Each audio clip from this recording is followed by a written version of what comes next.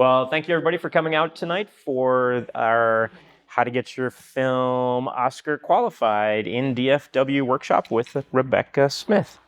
Thank you. So my name's Tony Armour. I am the Dallas Film Commissioner for another 4 weeks at least until July 31st. Thank you. And because the question keeps coming up, we are in the process of interviewing and seeing who will fill the position, but I will still be around in Dallas, part of the community, and doing as much as we can film-wise, and probably finding a way to continue doing the workshops and the podcast and everything else. So we're figuring it out, but I'm not disappearing for good. I'm just going to, first off, thank Ashton and Texas Theater, as always. It feels like we haven't been here for a while. We were so many workshops back to back to back, and now is this your which number? 16th, our 16th one we've done since we started about a year and a half ago. So yeah, it's been a lot of fun, and then this will become one of our podcast episodes as well. So you can watch it on YouTube, listen to it on iTunes and Spotify. So it's been a fun adventure doing these, but we're going to try and see if we can keep these going as much as possible as well, since people seem to get a lot out of them. But all that being said, I'm going to let Rebecca introduce herself, and I'm going to step out of the way so she can walk around up here and go through the PowerPoint, and we'll kind of just ask her some questions and go from there. So thank you. Great, thank you. Shall we move our chairs then?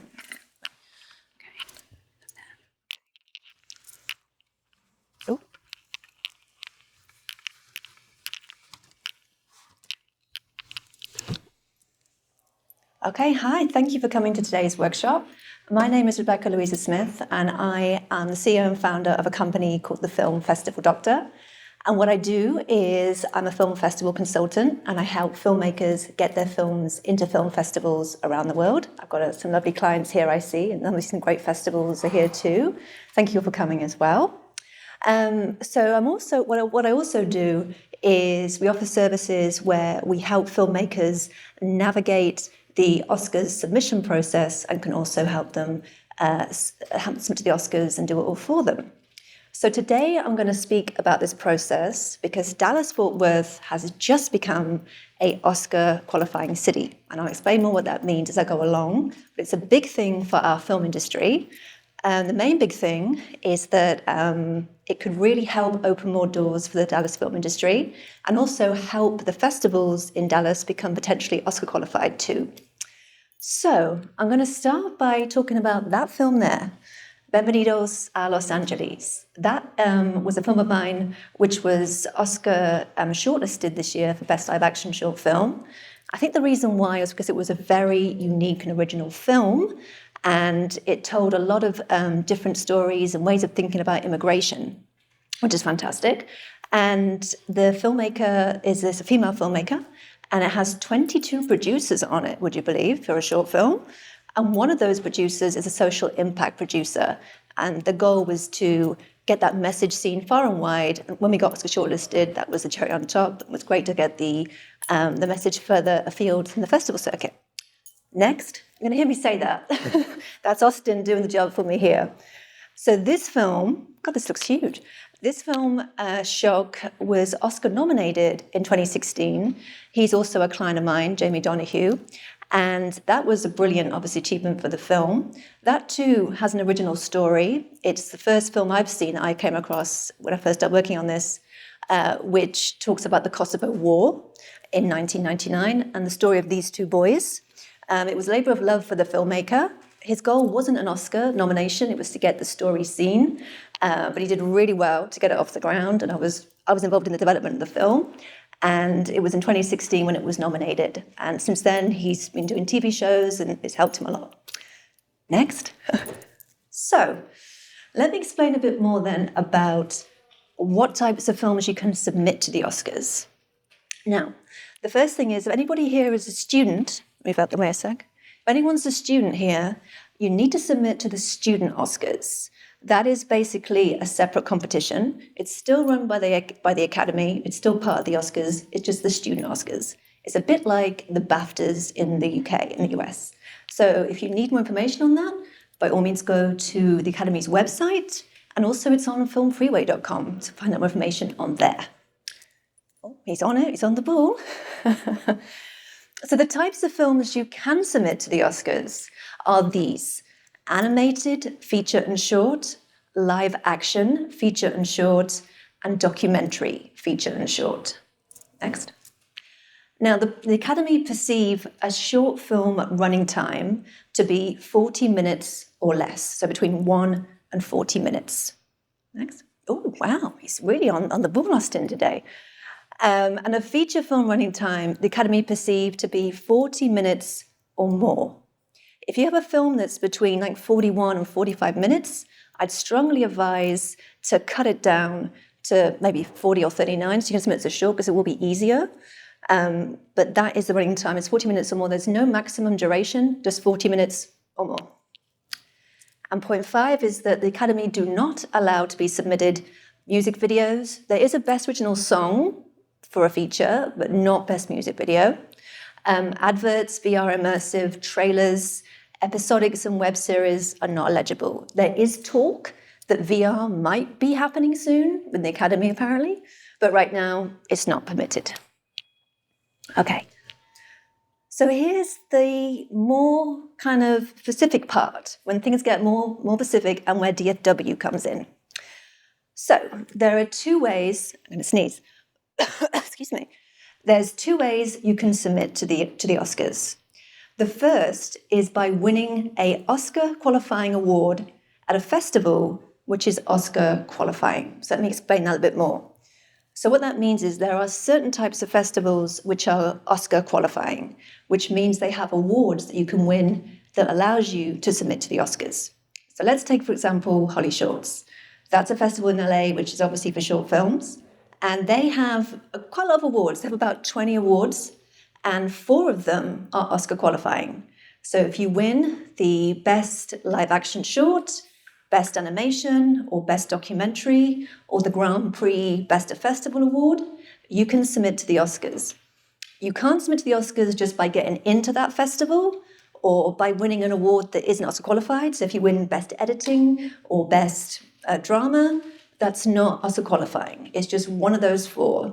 So if you win one of those, you can submit to the Oscars.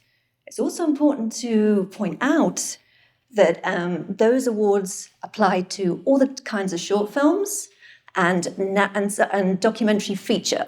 So there's no award you can win for Best Feature Narrative or Best Feature Animation. You have to then do point 2, which is a theatrical release. Now, this is where DFW comes in. So the other option is by putting on a theatrical release of your film in a commercial motion picture theatre in a city that is Oscar qualifying. So I think there's just a little bit more to say down there. We go. So you have to screen the film in a proper theatre. You can't go to Deep Ellum and go in a bar and pull down the screen. That's not a commercial theatre. It needs to be a proper theatre, like the Texas Theatre, where you can screen the film. And you have to also make sure that the theatre, which they would do, is put the dates and times of the screenings available on their website so people can book tickets and phone for tickets, whatever they want to do. It has to be public. So it's not a private rental, a private screening, or a cast and crew screening. It's a proper week-long release of your film in a theatre. Next point. Now, it is different for shorts and features. Now, for shorts, it's a bit easier. So a short film needs to run for 7 days in a row, and you have to have 1 screening per day in the same theatre, in the same city, between October the 1st, 23, and September the 30th, 24 for shorts. It hasn't got to be at the same time each day. It can be any time of the day, but it just does need to be in the same theatre, same city, for 7 days in a row, 1 screening per day, any time of the day. And for features, it's different. So with a feature film, the eligibility period, begins between the 1st of Jan 24 and December 31st, 24. And it's the same rules, is that you need to have 7 days in a row screening, a week-long release. You need to have be in the same theatre, in the same city, but you need 3 screenings per day. And one of those screenings must take place between the hours of 6 p.m. and 10 p.m. And the final point here is the cities. So I mentioned earlier that we've become a Oscar qualifying city. And what that means is that in the US, there are now 6 cities where you can do this theatrical release to qualify your film to submit to the Oscars. And these cities are, surprise, surprise, LA County, New York, the 5 boroughs, Atlanta, Chicago, the Bay Area, and now Dallas-Fort Worth. In fact, Dallas has just replaced Miami as an Oscar qualifying city. So Dallas is the new Miami, to a degree, without maybe the beach. But we don't know why Dallas replaced Miami. There's no reasons announced in the press why that was, but it has. So we need to keep Dallas as an Oscar qualifying city because we wanted to, make sure it continues like LA and New York do. Now, many years ago, it was just LA and New York. You weren't able to do it anywhere else besides those 2 cities. And you used to have to do it in both cities to qualify your film. And it used to be very expensive. So now it's a bit better, but you have those choices. And obviously, Dallas-Fort Worth, they mean Dallas County and Tarrant County. Okay. So before you move on to the next slide, Rebecca, maybe a couple of clarifying questions for people just to, so for example, feature films, if somebody, here in the room has a feature film that they've completed and they want to have it Oscar qualifying, and they wanted to do it here at the Texas Theater for 7 straight days, 3 screenings a day, and then 1 screening between 6 and 10 p.m. And of course, they would have to negotiate with the Texas. Usually something like that, somebody's four-walling it. So by four-walling, they're renting the theater. So you're paying whatever the theater rental fee is for, say, this room for 3 screenings a day, one of them between 6 and 10 every night for a week straight, basically. So you are going to have some out-of-pocket costs as a filmmaker. Those are your marketing costs, essentially, to have your Oscar qualifying run to then be able to go on to the next phases that you're gonna talk about, basically. Yes, so it is a lot more money to do a feature theatrical than it is a short. It depends on who you know at the theatre, depends what theatre it is and where, and also depends how big the theatre is. So it can be cheaper if it's a 50-seater compared to a 200-seater. Sure, yeah, you don't have to pick the downstairs theater here, obviously, and that would be very cost prohibitive for what you're trying to do. And something like in AMC theaters, their theater rentals are very expensive. Yes. For just 1 screening to do something there, it's probably $2,600 just for like a single screening at Exactly. Exactly. Yeah. So there's a couple of theaters that I use when I do this in LA. I don't have any connections in New York to get a decent deal because it's very difficult to get that in New York. But I have got connections in LA that do give me a decent rate. I think it's because when I'm doing shorts runs, they put in 1 screen like 6 shorts. Right. I was just going to say, if you're a short filmmaker and you got together with several other short filmmakers and you just did a 90-minute screening block and your short was a part of that block, then you're splitting the cost between 6 or 7 people or however many people you're partnering with for your short run. And then all of you are basically working on Oscar qualifying your film. You have multiple people doing it within the same screening block if you're doing a short. Exactly, yes. So that actually can work well if you know each other to pal up and do it. Some charge a flat fee. Like the cheapest I've done a feature for, it was a documentary feature, I did 2 of those, this is a really good rate, was $4.5K. I mean, that was a good rate. It can go much higher. And it's also more expensive the later you do it.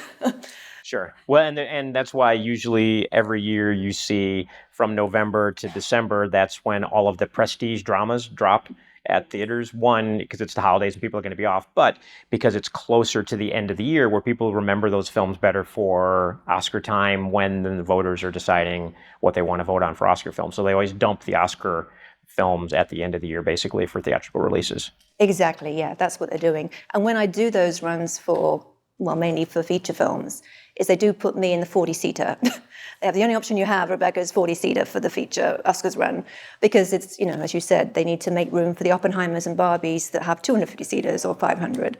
So, yeah, absolutely. Anything else? No, you may proceed. Yes. So once you've done that, how do you submit? Because obviously this is not a linear process. There's a lot of stuff you have to do. So the first thing you have to do is, when you have finished the run or you've won your award at the Oscar Qualified Festival, is to complete the Academy's online submission on their website, which is a pretty straightforward, in a way, kind of thing to do. It's pretty clear what they want, and it's not like going to be the longest thing to do.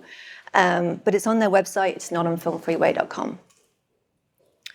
Now, this is the important thing that you have to include. You have to include your proof of eligibility documents. So what that is and what that means is, if you've won an award at an Oscar qualifying festival, you need the festival to send you a letter on email which confirms what award you won that's Oscar qualified, and the name of the film and all those other details, like just one letter. It's not like 10 pages long. It's like literally just a letter. And the same at the theatre manager has to send you a letter that confirms the dates and times that the film ran and when, and that it applied and adhered to the Academy's rules of projection. 3. Now, there are 2 different deadlines, and because the Academy works slightly different to other kind of competitions, it's very important that you do not miss these deadlines, because if you do miss it, you can't submit late. So deadline 1, so if your film qualified between October the 1st, 23 and June 30th, 24, the deadline is coming up, is August the 15th. Deadline 2, that's a typo, sorry. So for films that qualify between July the 1st, 24, and September the 30th, 24, December 31st for features, the deadline is, one more click, I think, Austin, the 10th of October this year. Now, you'll see that with the deadlines is that the qualifying period for a feature film is different to shorts. So it's between, as I said, between the 1st of January to the 31st of December. So the Academy do let you complete your submission before the release. So normally if a distribution company can't release the film until after October, they do allow you to submit as long as you show proof of all the documents that you've paid, when it will be released, when it will be screening, and a lot more documentation. So the best thing to do is do it before September the 30th or before the 10th of October. But you can't miss those deadlines. That's a really important thing. If you miss it, I've had a client miss it and couldn't submit because I missed it. So it's really important that you obviously do keep the diary open. Now here's a nice little blue point, I call it. I think I ran out of number 5. The submission is quite straightforward to a degree, but there are 2 things that you need to get made before you submit that might take time. So you need to get closed captions, that's a given now, and you also need to create an Academy-approved landscape poster, which looks like this. So that's for a film that we submitted just last year. So they do not allow any text, like written, directed by blah, and festival laurels and quotes. It's just the name of the film. It has to be a striking image that, will get you, obviously wanting to see it, which actually won Denton Black Film Festival, who are just here. Thank you. So if you put anything on it, any other text, they say you have to do it again, because they have a very strict rule. I think the reason why they do this is when the Academy members log into their portal and watch the films that have been submitted, they all look the same. So they all have this landscape poster and link of the film and nothing else. They just know it's called Father's Day, and that's it. So like I say, that has to be like that. So I recommend that you do get a designer to do this for you, because they don't accept just a random still or a landscape image with no name on. It has to look like this. Okay? Next. So what happens afterwards? So there's quite a lot of a process to get all this done, but what happens afterwards is that the Academy members view all the films that were submitted and they vote for their favourite 15 films from each category. Next. And then in mid-December, the shortlists are announced. So it was in mid-December last year that we found out about Bienvenidos a Los Angeles, which was fantastic. And obviously then you have to wait until, point 3, January, when they announce the 5 films from each category that received the highest number of votes. Now, in those categories, they don't announce every single category that's got shortlisted. They actually only announce kind of, how many is it? I think there's maybe it's 12 or 13 categories, but they don't announce the shortlist for Best Picture, because that's the big, the big award. They do it for mainly the shorts the shorts categories, cinematography, best feature doc, all that kind of thing. And point four, now if you do get nominated or shortlisted, it's very important to hire a publicist who specializes in Oscars PR, because it's a very different and specific type of PR compared to general PR. And you need to get the film, if it's been nominated or shortlisted, whatever one it is, on everyone's radars. You've got to get it into Deadline, get it into Variety, get it into The Hollywood Reporter. You've got to get, all this kind of, big press going on, because you've got to get aggressive PR, because sometimes it can be the marketing that can actually win an Oscar. So you have to do that with a short or feature documentary, whatever it's going to be. It's very, very important. Also, on a side note, is if you can get a celebrity to endorse the film of yours who's connected to it or has some kind of connection to the topic or theme, that can help you too.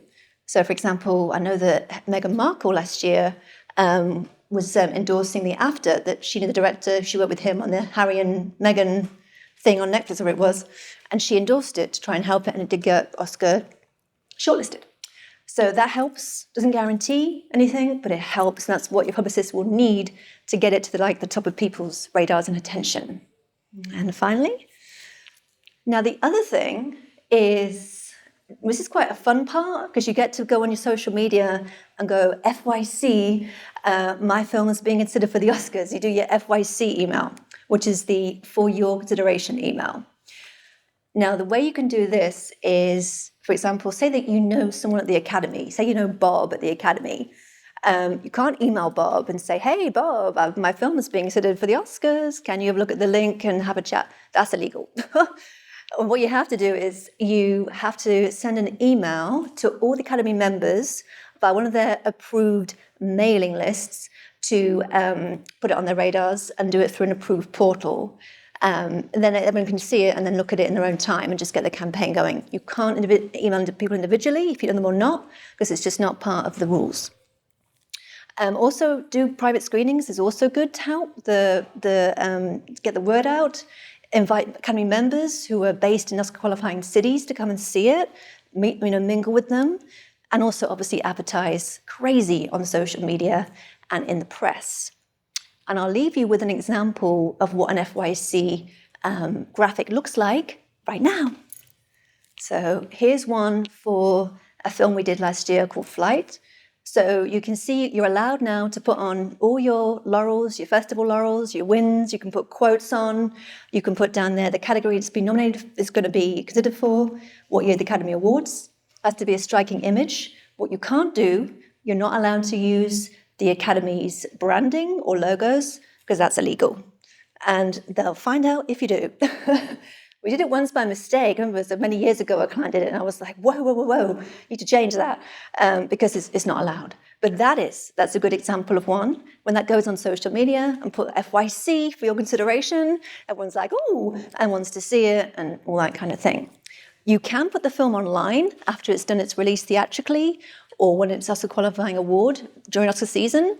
It's up to you, but that's what it looks like to get people's attention. So once you're Oscar eligible, you've gone through the process, you've either won an award for your short, or you've done the 7-day screening, then you've done their online submission and included all the materials, and they acknowledge that they've accepted and received it, you're eligible, and then you can start your for your consideration campaign. It doesn't mean you're shortlisted, doesn't mean you're nominated. You can just say that you're eligible and then do the FYC campaign. And then if you get shortlisted, then you can talk about how you're shortlisted and continue it and nominate and so on, kind of through the process. But it's sort of like 3 phases: eligible, shortlisted, nominated. Correct, yes. So eligible means that, you've qualified, you're being considered for an Oscar for that category you sent it to, and then shortlist is where you're getting close nomination. Nomination is you got nominated. Now, do you know if, say, all the films that are eligible, any idea how many films per year, shorts per year, are eligible? So there's quite a lot of Oscar qualifying festivals for short films. There's around now, I think there's 71 for shorts. And for documentary feature, there's 32. Okay. So you could have 71 shorts that are eligible because they won festivals. And then if somebody decides to go the other route and pay to have their film basically in a theater for 7 days, then you've got an X number. So you're saying, well, you're not saying, but probably at least 100 to 150 films per year, shorts are Oscar eligible. Yeah, that sounds a good number. I think it was last year around that 140, 150. Yes, because anybody can qualify their film by theatrical release. It hasn't got to be, well, people think it might be good, but it might not be good. Right. But they can do it because if they have a budget, they can do it. So then as far as the Academy goes, because I know one Academy member who he was watching student shorts, and basically the Academy assigns judges to watch X number of films. Okay, you're watching 10 films, you're watching 10 films, you're watching 10 films to watch that full number. Then they're voting to see which ones become shortlisted and then move on to the next categories. Yes, that's how it works. That's exactly how it works. There's a lot of Academy members now. They've had more come in, like just this year, another 400. So obviously they get assigned different, types of films and types of genres. So yeah, there's quite a lot to get through. That's why it's important to do your FYC emails and your screenings to meet them. It's always helpful. But obviously doesn't guarantee a nomination. But 150 shorts is not that big of a number to think about. Like if you went through the process on your own to become eligible, that's not a lot of competition. If you might actually have a pretty good shot at something. Well, back in say I think it was 2014 when I started doing this in 2015 for the Oscar campaigns. The only really submissions that Oscars got for shorts was through film festivals. Right. Because it was very expensive to do the theatrical run back in that time. So when I did it for a client, as I said, we had to do New York and LA. That was compulsory. There were no other cities. There's no Dallas then, or even Chicago. And you had to also advertise the screenings in the New York Times and the LA Times and the Village Voice. And that got the budget right up high. And also getting deals was hard in New York and hard at that point in LA because we were already doing it for shorts. Yeah, they've actually lowered the barrier for entry for filmmakers to be able to get their films qualified, which is really a good thing. Exactly. And they brought in more Oscar qualifying cities since the past couple of years. Atlanta came after that, and then Chicago, then the Bay Area, now Dallas this year. And now Dallas, and no Miami. Well, Dallas has always been one of the top theatrical cities in the country. Even from studio's perspective, if you're going to do just a 10-city theatrical, Dallas was always one of the cities that was a part of that. So it makes sense for Dallas to be a qualifying city. It does. And also, I think what we need next is, I think I mentioned the point earlier, is for this to help the festivals in DFW to at least become Oscar qualified. Because we're the only Oscar qualifying city that does not have any Oscar qualifying festivals. There's a process to that. Yes. It's a pain in the butt. Yes, there's a process, yeah. I mean, obviously, Miami did have some, but that's gone. But then Chicago has Chicago Film Festival. Atlanta's got the Atlanta Film Festival that's qualified. Bay Area has, of course, CineQuest, loads in LA and New York. And we just need a couple here to get it all in sync. I think there's a couple of festival people in this room that might be able to. Yeah. Are they? Yeah. It's good. Yeah. Yeah. So that's the end of my PowerPoint. Now we can that's talk. The end. Yeah.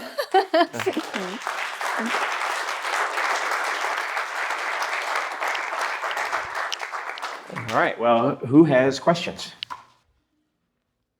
All that and no questions. Everybody knows exactly how to get your films qualified. Congratulations. Yeah. Job done. Oh, yeah, I have a question for you. There was a lot talk about during the screening, if you're forewalling it or not. Was there any stipulation on the number of tickets you have to sell? And if there was, does it matter who purchases them? I think that's a great point. I think I know the answer to that question, but I'll let Rebecca answer. No. So you can actually do screenings with nobody in the theater. There's no minimum ticket guarantee. No money has to be made, any minimum kind of money about to be made. It can be nobody in there. So no, so there's no worries about that. I've done plenty of screenings that have had maybe 2 or 3 people in, and then by day 6 and 7, no one's there. Yes, the friends and family are coming. Well, if you're doing a short and you only have to do once a day, that's not so bad. Maybe it's cheaper at 11 o'clock in the morning, so 11 a.m. every day for 7 days, your short is playing, as opposed to having to play between 6 and 10, which is a prime time spot for a feature. But you would want to stagger them anyways for a feature.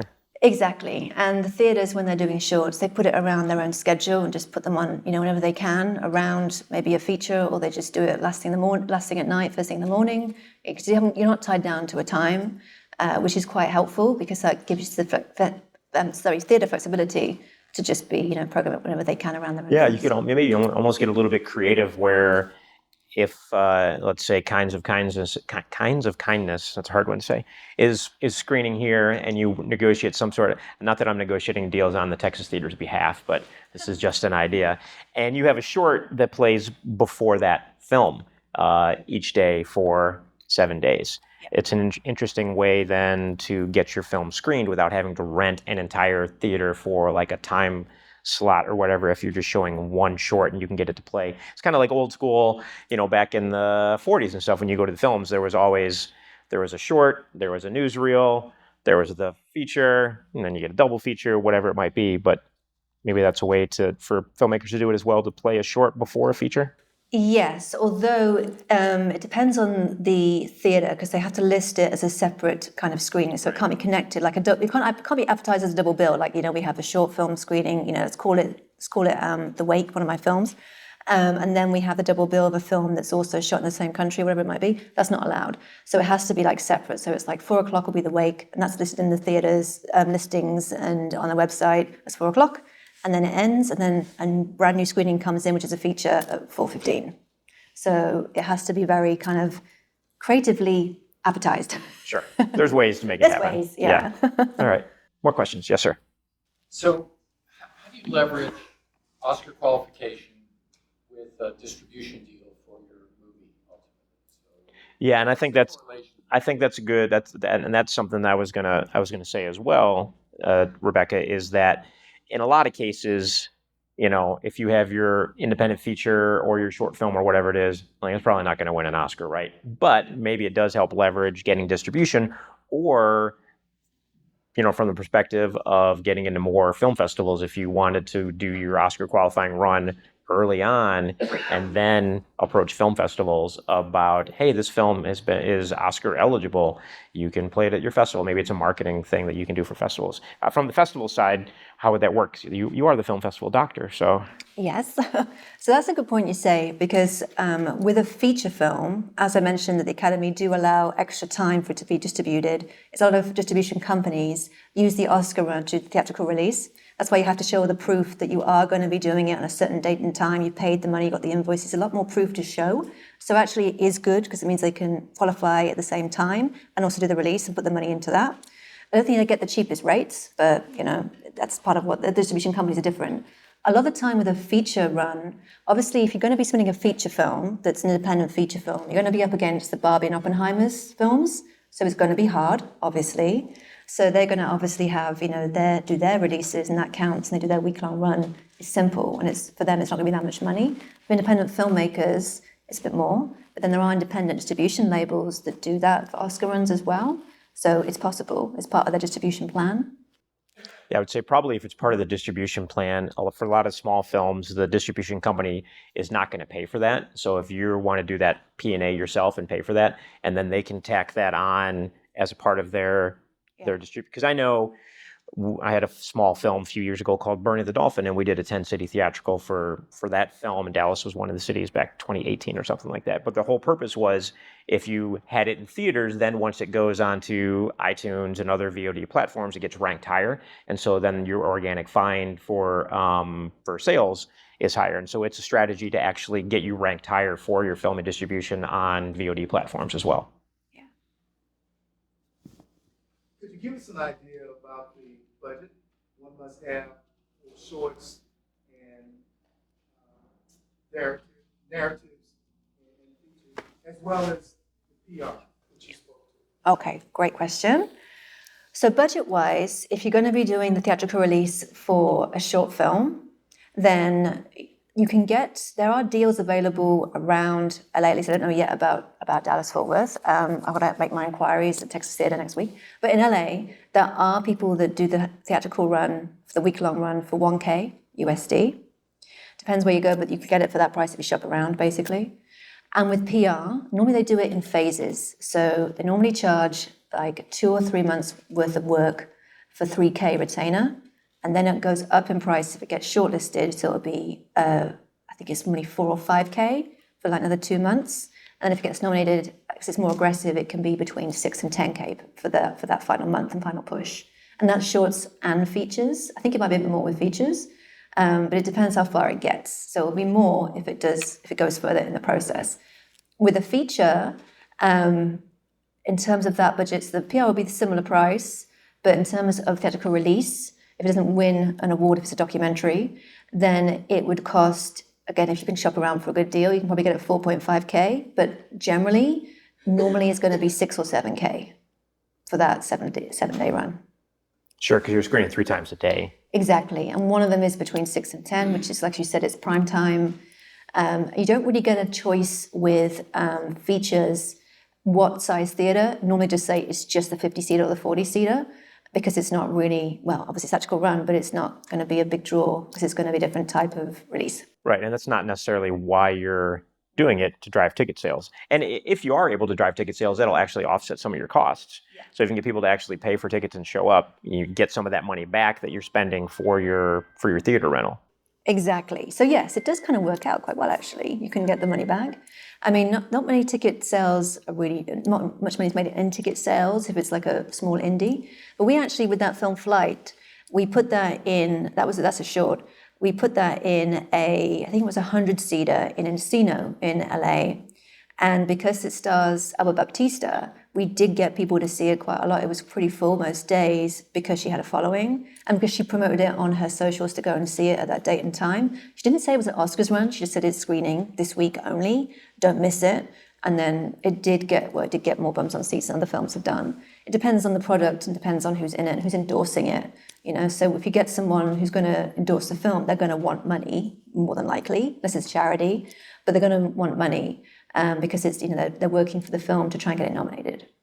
I would think for independent theaters too, this might be a new kind of revenue stream, that if you've got an independent theater and you say, hey, for this week in June, when they know business is going to be really slow, if you want to rent the theater, this is, like you said, $1,000 in somewhere in LA for a particular theater, and they could group together a bunch of short films or whatever and charge each of those filmmakers, and then they put it together, and then maybe this is the 1 week we're doing Oscar runs in our small theater in Dallas or whatever it might be. So it might be like something that, as more theaters become aware of this, it could be something that they take advantage of to try and generate revenue for small theaters too.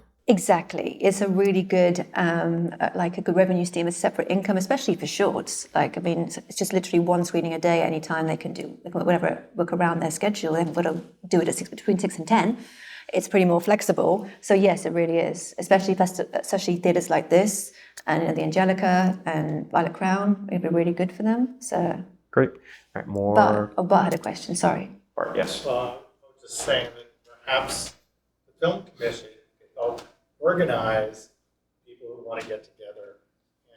That's actually a very good idea. Yeah. I'll have to pass that on to the new person whenever. I think the Look Cinema might be the best deal. Oh yeah. Look Cinema? Yeah, they're much less expensive. They have a lot of theaters, so it would be that would be the bargain to get us. And that is a good idea, actually, to have a maybe the film commission. It might be a fun idea for say Oak Film Festivals, Dallas International, the festivals that are here, and any other festivals want to participate. Denton Black Film Festival, all to kind of participate together and do something like that. The Oscar qualifying run for short films, partnered by all those festivals and the film commission or whatever coming together. It's a good idea. Forget Dallas Video Fest. And Dallas Video Fest. Yours as well. Yes, sir. So, from a different perspective, because I'm an investor in films, can you talk a little bit about the chasm between perception and reality with respect to funding an Oscar campaign? Because as an investor, I don't consider, if I'm funding the film, I don't consider it my responsibility to fund the campaign. I consider it the distributor's responsibility to do so. So, so could you just talk about, from a festival director's perspective, right? where investors or filmmakers, which are opposite ends of the same candle, right? Where we go wrong, where should we moderate our expectations to? Yeah, I think, we're talking more about feature films primarily, because if you're investing in films, it's features. You're not investing in shorts I could do documentary. or documentaries. Yeah, but short films, there's no revenue stream to recoup an investment essentially for short films. But features and documentaries, there's a play there. And so yes, you're right. It's typically the distributor. It's a part of the P&A costs for the film if you're lucky enough to have something that you think, it depends if you're doing it for a marketing play because you just want to drive interest in your VOD sales or your distribution, or you're genuinely thinking that you can actually make an Oscar run. And at that point in time, a lot of times, films will bring on additional investors just for that P&A or just for that Oscar campaign, hoping that they can recoup it later on because it is going through that campaign process, and then it does become a marketing thing because obviously anytime the nominations come out, AMC and all their theaters will done, here are all the Oscar nominated films. Even if they ran earlier in the year, they're going to run them again because they know that's generating more ticket sales, which is more, box office for the film. And then anything that was nominated, of course, post Oscars is, always gets a boost in revenue. So I think it just depends on the project individually. It's kind of a case by case basis on what it is. But as an investor, when you're first investing in a film, you just want it to get distributed and get your money back is is always the big thing. Did that answer your question, or loosely? I understand the mechanics. I was just wondering if you could narrow the chasm, the perception versus reality. Where does a movie filmmaker go wrong in their dreams to get Oscar qualification? Where does the investor go wrong in thinking, oh yeah, I'll just rent the theater, full board. Sure. Yeah. Well, I think it comes into the PR side then, right? Because it only costs what it costs to rent the theater and become qualifying. But then doing the FYC campaigns, they spend millions on those, and to have your actual feature film win, there are millions and millions of dollars being spent in campaigns, and it's a lot of work. I can't remember what film it was years ago, but there was somebody who was nominated who just said, "I'm not doing anything. Like either the film is good enough on its merits, or it's not. We're not going to spend this money for it." And I can't remember what it was, but it ended up doing very well without spending those millions. So it's one of those things. It's part of the process where everybody does. They do spend all that money because they think you have to, but maybe you don't actually have to. And so that's where that difference is, because it's always been done that way, where massive PR campaigns with big agencies and lots of advertising dollars behind it, or somebody who just says, "No, I'm not going to do it. Either the film's good enough or it's not." Yeah, that is a good point. And secondly is it's a question I always ask. I always say to clients to discuss who want to do an Oscars run is, have you got a film the Oscars are going to want, that they're going to be interested in? It goes back to the question with film festivals. I always say to my clients is, let's figure out if we've got a film that festivals want and what kinds of festivals are going to want it. Is it the kind of film that the Oscars are going to like? So those two films I discussed, the one that got Oscar shortlisted, Bienvenidos a Los Angeles, that is interesting in how it presents a new way to talk about immigration. It's all shot at LAX airport, like 2 a.m, and about 2 women. One does a very nice act of kindness, and one loses her citizenship in the US. So it's very interesting, and that they hired and brought on a producer who was a social impact producer to get that message out there. And then we were thinking if we could do it, because I remember them saying that it did a lot of festivals, it won a lot of best humanitarian awards, did a lot of really good festivals around the world, and it was getting well received and good reviews. But we were like, well, should we do an Oscars run? Because was it going to be hard?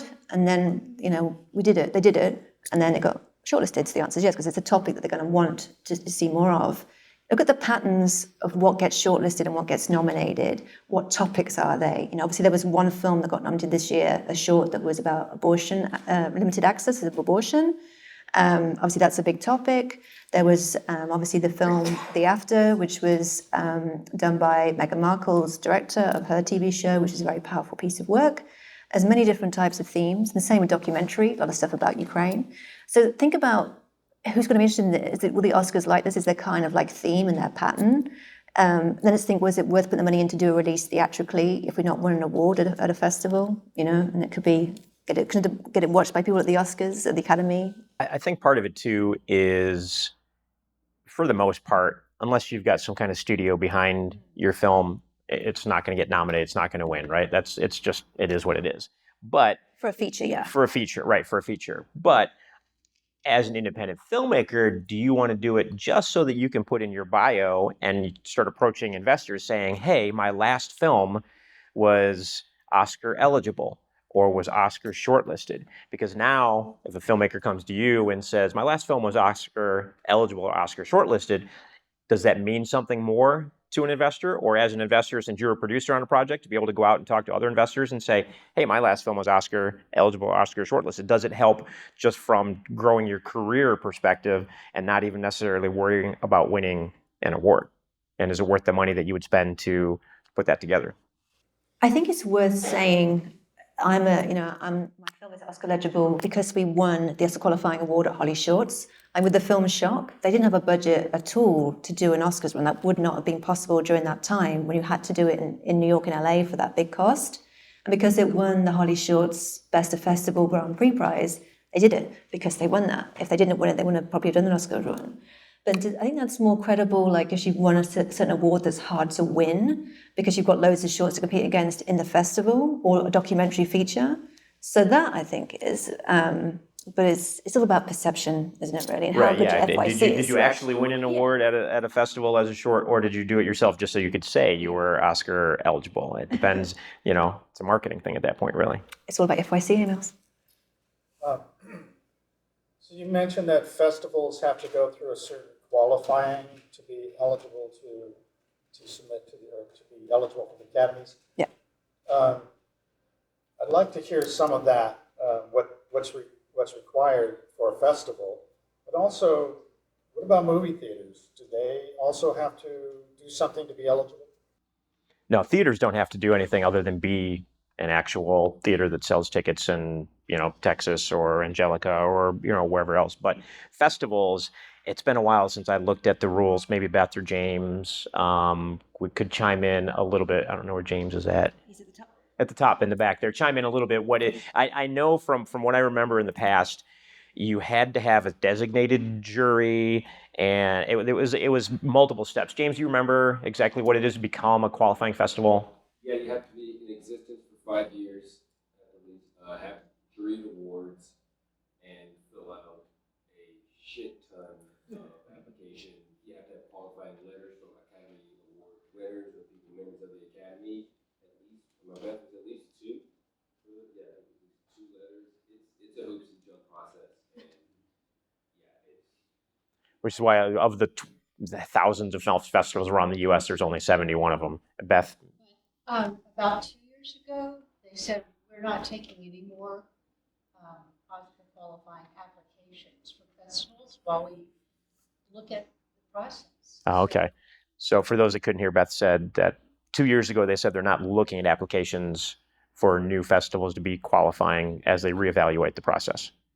Hopefully that's. Yeah, hopefully. I wonder if they'll kick some festivals out. USA used to be a qualifying festival. Okay, so USA Film Fest here and used to, and they got booted. All right. I know from Sunscreen perspective and you guys from Dallas, it is so much work that sometimes it's not worth it because does the work give you much more of a benefit in submissions or other things? Probably, I'm sure it does. More filmmakers, higher quality films submit to you. Who wouldn't want to be an Oscar qualifying festival if you're a film festival? Does that answer your question, sir? Okay, good. Thank you. In the back, yes. So you've probably done this, we were late, I'm sorry, traffic, but did you speak to the whole idea of strategy in terms of Dallas being a designated city and the importance of that or not? Did you talk about that? Yeah, one of the things I was mentioning was you need to keep it an Oscar qualifying city and not get kicked out like Miami. So one of my goals is to really, that's why I want to do this presentation with Tony, was to make it clear to all the industry that we are now a city that's Oscar qualified and to keep it that way by giving the theaters like Texas and Angelica, et cetera, work by giving them films to qualify and to really come together to support it and get it out there and to have a film that was did a theatrical run in Dallas that was shortlisted and nominated, would be fantastic. So that's my strategy. I mean, I've got a couple of clients that I need to do a run for, a short and a feature, and I want to try and make them here in the best possible way to get it going, get it started. I mean, we've just become qualified on April 24th. So that's not been very long, so we have time, but let's get the ball rolling. And I think from a distributor perspective, then it makes it more attractive for whether it's an A24 or a Neon or whoever else, when they are doing their theatrical runs for films, if they're going to do a short theatrical run, that they screen it in Dallas and not just New York and LA. So it could actually be, and I think one of the reasons that the Academy probably did it is it could actually be a boost to the theatrical business, because so many distributors are not releasing all of their films or even close to a majority of their films theatrical anymore. It might be a way to get more distributors to actually release theatrically again, because you can do more than just New York and LA, and it's not as costly to do those two cities. You can cut those two cities out together, and let's say you just did Dallas and Chicago or something like that. Yeah, exactly. Also, I think what's exciting about us becoming this Oscar qualifying city is that no other city in Texas is. It's Dallas, just Dallas. Remember, I told that. Austin is not. Exactly. Remember, I said to a client of mine, I said, I had a really busy day today in the office. I went, and also I got great news, is that the Oscars did a press release, announced some changes to their rules and regulations. I went, Dallas has become a qualifying city. And they were like, really? I thought it would be in Austin. I was like, well, it isn't. And they were like, well, at least it's on your doorstep. You haven't got to travel anywhere. I was like, yep, that's true. But yeah, so it is, it's good to maybe bring in from those cities. Obviously, Texas is a massive state, to bring in, people from Houston and Austin to do it here, because it's going to be easier to travel to than LA and New York and Chicago. Yeah, that's a great point too, to bring in people from around Texas. Yep. So sorry, this is in two parts. First question is, how many films are shortlisted? 15. 15 are shortlisted. And then also, I know when it comes to feature films, dramas are really seem to be preferred by the Academy. Is short film, when it comes to the short film category, are they the same way, where it's, it seems to be more favored towards drama films, or are they more open-minded? I would say for shorts, and I heard this advice from somebody a few years ago that actually had like an Oscar-nominated short film. They went back and they took a look at the last 5 years, what were all the nominated Oscar short films, and they looked at what the genres were and what they were about, and so they made something that fit what the Academy obviously was looking for. So you can kind of reverse engineer it a little bit and be like, it's kind of like if you're going to make a feature film and you just want to make a quick, cheap indie, and you want to make money and you want to guarantee distribution, make a shark movie. Like, every shark movie gets distribution, doesn't matter how cheap it is, right? So for the shorts that end up getting shortlisted, do they usually hover around that 35 to 40-minute mark, or they vary? They vary. That's a good question to ask about length. So they vary. So Bienvenidos a Los Angeles is 17 minutes. But we were shortlisted with other films that were 39 minutes, 38, 10, 15, 25. So they all kind of vary, to be honest. See, there is this magical 15 minutes. We spoke about this in a previous panel, where everyone thinks you have to make a film that's 15 minutes to get to the Oscars or what everybody prefers at festivals. That's not true. I think that the film that won this year, the Wes Anderson film, was around 38 minutes. It was a Netflix short. That was quite long. It wasn't a 10-minute job. It was a longer one. But no, they all vary. And the same with documentary and animation. Animation tends to be under 15 because, it's animation. But documentary and live action is anything. But the longer it is, it also sort of restricts on getting into film festivals in general, as any of the film festival people in the room can attest to, that the longer the film, the harder it is for a film festival to program. But doc shorts tend to be really long. Yeah, doc shorts are like 25, 30 minutes for doc shorts a lot of time. Yeah. Yeah, really long. Yeah, way in the back. My question is regards the immigration run film.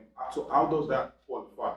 Let's take, for example, the African American genre in terms of like an African originated story in America. Let's take Nigeria, for example. There's an international category in Oscar that qualifies from those different nations. But if I am doing a Nigerian story in America, so do I have to go back to qualify from Nigeria, or I can qualify from? I know from the international perspective, what happens is those countries, like whatever the national film board in that country is, they'll say, these are the films we want to submit to the Oscars this year to be the qualifying film. So the country itself has to actually say, this film is one that we're putting forth as the Oscar eligible film from Nigeria or whatever. What if the film is shot, everything shot here in America, but it's got like an American, the Nigerian story? Yeah, I think it's the same process. Yeah, so if it's that's going to be a US production. So therefore, it will be, if it's going to be a feature, you have to go put it through the feature narrative competition. International is if it's shot outside of the US. It's if it's not a US production. So if it's a US production, it goes through best feature narrative category. But films can be eligible in multiple categories. So like Parasite, obviously won Best Feature just in the standard Best Feature category, and it was shot in South Korea. And so it was just a part of the regular, Best Picture process, not Best International Film in the Academy. So it can cross over from categories. But if you're shooting a film here in the US, no matter what the topic is, go through the process basically to make it qualifying. It also won Best International too. Right. Yeah. Right. Yeah. So you can go multiple categories because it was probably South Korea put it forth as its official nominee for international, and then it also was eligible and obviously won in Best Picture category too. The only thing that doesn't apply is shorts. Shorts will have to, shorts international will have to go through the Best Live Action Short category or documentary or animation. But yes, the feature is different. Yeah. Yes, I produced prior to COVID. I produced a movie in Puerto Rican. I live here. This is my residency. I produced a movie that in Panama that it had to go a full length, and it was picked for the Oscar to represent Panama. But we have to go through the big process because I'm Puerto Rican and being an American. And that's very tricky because since I am an American, Puerto Ricans are an American, you have to make sure that foreign film have all the key ingredients, like an example, the director, the cinematographer, and so forth, and the laws, they change every year. So make sure that you are going by the law and all the integral, the people that are inside that film are part of that group to make it, for example, in your case, a Nigerian film. Yeah, because you're saying for Panama, for it to be eligible for Panama to submit it, you would had to have Panamanian cinematographer. Yeah. And then they have certain amount of people that have to be Panamanian. Right. Yeah, each country outside the U.S. has its own rules and regulations for what they decide is their film to be eligible before they nominate it.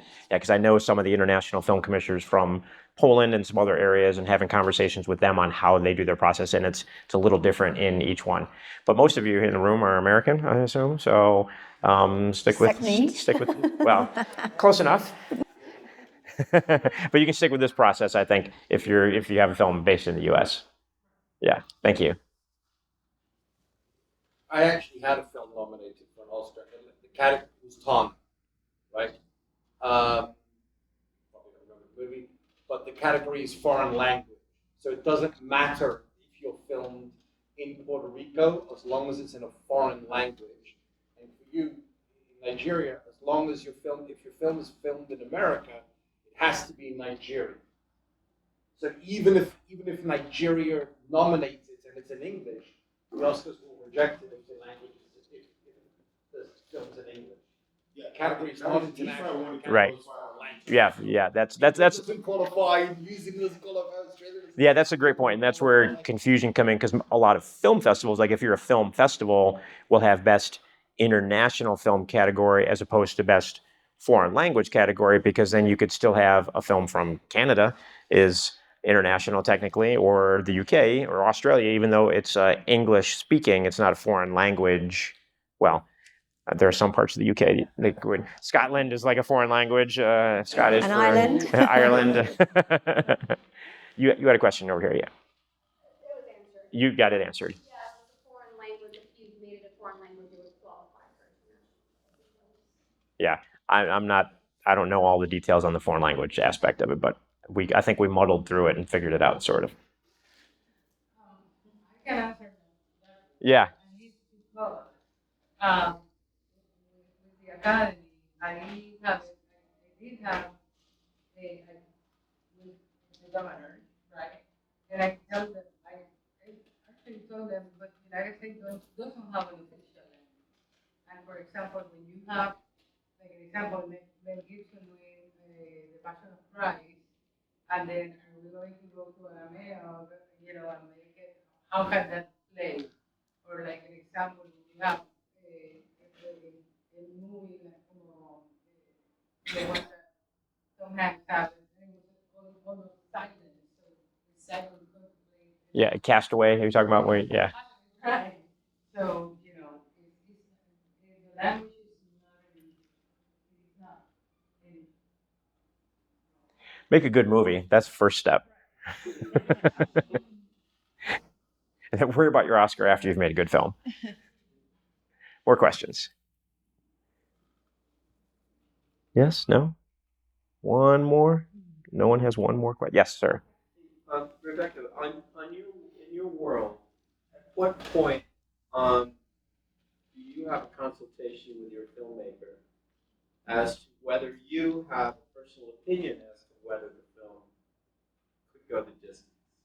Because that's an ethical question for you, I think. Oh yeah, absolutely. So there's a client who is, from the start is very determined to go on the Oscars route, wants to get Oscar qualified and get nomination. Is we tend to we like looking at films at picture lock stage. We can see what direction it's going in, and if it's got the legs to go all the way. I am very honest with the clients and say, look, this has got legs or it hasn't. And sometimes when I say it hasn't, they want to do it anyway because they think, you never know. It's like, well, I think I might know what happened with the answer.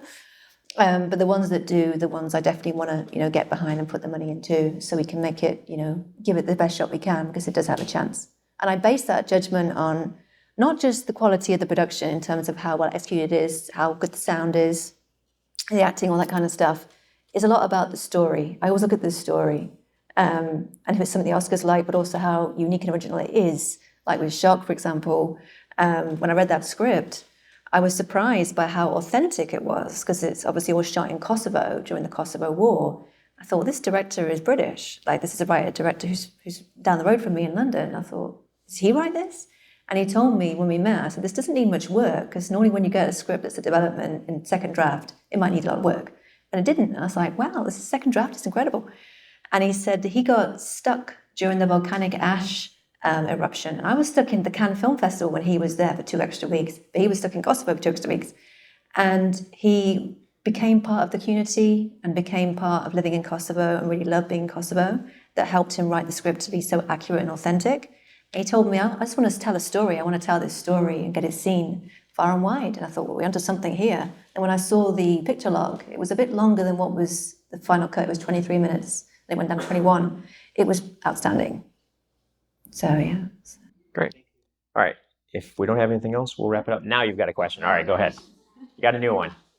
I don't know if I missed this or not. When you say Dallas, maybe surrounding Louisville, or does it have to be Dallas zip code for the qualifying? So it's Dallas County and Tarrant County. So it's pretty widespread. It's not just, Oak Cliff. It's pretty far. So obviously includes Denton, etc., all those kind of key cities. So yes, it's pretty spread out. Yes. Is Denton in Dallas County? No. Different county. Oh, so what about Tarrant County? Tarrant County is not in Tarrant County, then, is it? Oh, it's Denton County. There you go. You can forgive her since she's British. British, not knowing the counties. She doesn't Still a have. She little doesn't have that part memorized yet. Now you're going to have to. People are Yeah. going to start asking you Yeah, what and, cities oh, qualify. See where I live now. Break so out the I'll map. have to look at all the map at Tarrant County. Great. Okay. Anything else? Well, good. Well, let's give Rebecca a round of applause. Thank you.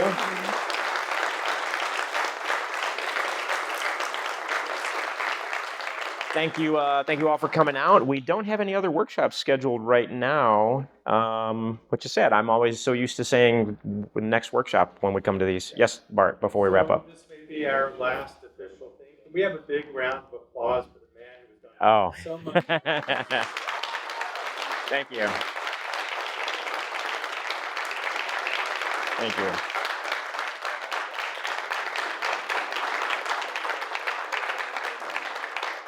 That's very kind. I appreciate that. I'm not disappearing entirely. I'll still be around, and like I said, I really have enjoyed being a part of the film community here in Dallas, and it's one of my favorite things about doing this job is not necessarily traveling around and doing all the different events and things when I go to film festivals around the world, but getting to know all the people in the film community. Doing these workshops, honestly, has been one of the best things. Like this is our 16th one, but just to be able to come and be in a room with 50 or 100 of the local people and get to know everybody, these to me are what I enjoy, and I'm glad that everybody seems to have gotten a lot out of it. And so we're going to find a way to continue. I know Visit Dallas, who is my employer, has been very gracious in wanting me to continue to be involved. And so I'll find ways to still be involved. And once Southside Studios, for those of you who don't know, I'm leaving. Nobody knows why. I don't have cancer or anything. So, so I'm not dying. So that's good. But I've accepted a job as the head of physical production for Talon Entertainment Finance, which is an entertainment finance company, and also is the company that bought Southside Studios in Dallas. And so that's undergoing a multi-million-dollar renovation right now, and is supposed to be online in November. And so once that comes online in November, whoever the new film commissioner is, I'm going to be working hand in hand with them, because part of my job will be not only in charge of all the productions that we do around the world, but making sure that that studio is busy. So my job is still going to be trying to bring productions to Dallas to make sure they're shooting at Southside on top of some of the other productions. For example, can't say exactly what yet, but we have a film that we'll be shooting here in November in Dallas that's going to shoot for about a month in Dallas, and then it's going to shoot for 5 or 6 weeks in Jordan, because it's like a, Iraq war vet comes home kind of film. So there's some stuff that takes place. So it'll shoot in both areas, and so I'll oversee that production as a whole. But part of it is making sure we bring stuff to Dallas. So once I'm on board fully in August and doing more with that, we'll try and continue to do the workshops, and then we'll just start doing a lot of community stuff with Southside Studios and make that open as much as we can to the community as well. So I'll still do what I can to be around. Thank you. It'll be union. If things work out right, we'll have two union productions. I'm already probably saying too much, but 2 big union productions that'll be shooting in November. And when I say union, Texas is a right to work state, so you can have union and non-union people working on it. I don't know are you union or yeah. So, but it'll be one of those things where, and a lot of productions, because there just isn't enough crew. I know we're a little bit off topic now, but now we'll just carry on. Now it's just a general Q&A with the film industry in Dallas. If anybody has questions, we're here. So because there isn't quite enough union crew to be able to do all union, especially with Taylor Sheridan stuff shooting, they're shooting Special Ops Linus season 2 right now, and so that is absorbing a massive amount of crew from around the area. And then you have all the commercial production that happens locally as well, which is the big driver for everybody, where everybody makes a living. So yes, union, but at the same time, there will be, available positions for non-union people as well on those films. Okay, yes, sir. What are the tax incentives like in Texas and Dallas? Because yes.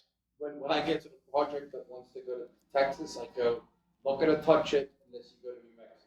Yeah, that's been the downside, is a lot of stuff has gone to New Mexico. So $200 million available in the bucket for the state of Texas, and it's scalable on what they do budget wise. So anything that is $3.5 million or over, you get 20%. Anything between 1 and 3.5 is 10%. Anything below $1 million is 5%, and you can get a 2% bump on that if you shoot in what's considered an underdeveloped area. So, for example, Southside Studios is the only studio in the state of Texas, because of where it's located, that is in an underdeveloped area. So if you put your production offices at Southside or shoot anything at Southside, then you actually get 22.5% if you're over that 3.5 million. And it has to be 3.5 million in Texas spend. And you have to have 55% of your crew hired from the state of Texas as well. So obviously Taylor Sheridan is taking full advantage of that and shooting all of his series here. I believe he's doing the 1923 spinoff in Austin, and they have 10 TV series, at least their producers tell me that they're doing, and they want to shoot every single one of them in Texas. And so hopefully what this will do is this will bring some of our crew back that left and went to Oklahoma and went to other areas. And Texas is competitive with that 20 to 22.5% for the bigger productions. I wish that it was the same across the board for the lower budget productions, because in my opinion, those small independent films, even if you're a $250,000 film, they help grow your film community, they help grow your film industry and train up local crew and give filmmakers an opportunity to make their films. And I've voiced my opinion to the TXMPA and to the state office on how that should be changed.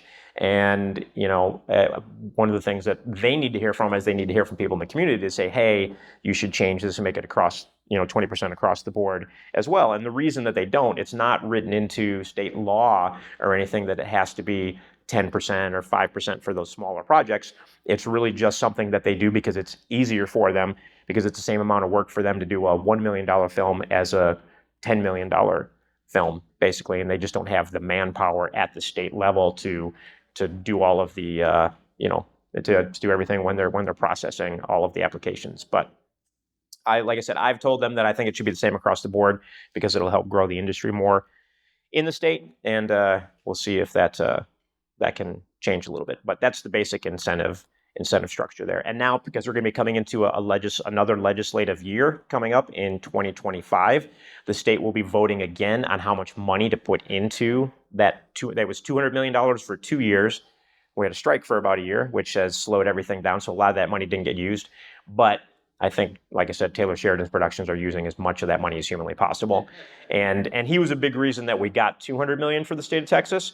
So I think that, I can't predict what any politicians will do, but I think, that legislative session 2025, if they do another $200 million again for a 2-year period, that's what really studios and producers need to see, is that consistency in a community and a consistency somewhere. And that's why you have areas like New Mexico and Georgia, because it's consistent from year to year to year. And they know that they can keep coming back, especially if you're shooting a TV series. You don't want to get, you have your money 1 year and then the next year it's gone. Then you've got to uproot everything and move to another location. So that's a quick incentive rundown, basically.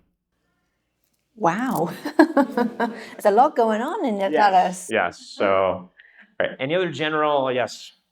So, is the film that you're talking about in November going through the Dallas Protection Association also? It will be. I don't know who's going to be the UPM yet. We had producer, director, cinematographer, everybody in town just a couple of weeks ago, right, Austin? Yeah.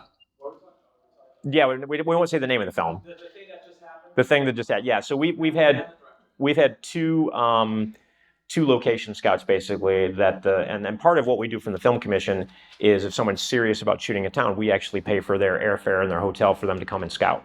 And so that's what we did for this particular production twice. And we've got them locked in for November. And so we'll make public announcements, or the Film Commission will, on say, hey, this production is here and they're looking for crew or whatever. I don't know who the UPM is going to be on that particular one. But then they'll start, reaching out. And what we do a lot of times is on the Film Commission website, there's a production guide, a crew listing. If you're not listed in there, you can list yourself in our production guide. And then that's the resource that we send productions to when they're looking for people, whether it be PAs or sound people or whatever else. We say, hey, go to our production guide. That's a listing of the people in the area in these roles. And because there is so much happening with so many other productions, the more crew that we have listed in there, better for the community and for getting people jobs. It is free to sign up. And it's free, yes. It doesn't hurt to sign up. And if you're not following on socials, please do. We will have more to say soon. Yeah, the email newsletter for the Film Commission and social media is where we'll post any information about upcoming projects that are looking for cast or crew or anything like that. And what do you sound DallasCreates.org is the name of the. If you just Google Dallas Film Commission, all the information will come up. Go to the website, and you can sign up for the newsletter and for the production guide there as well. Okay, now we're officially done. Thank you all. We appreciate it.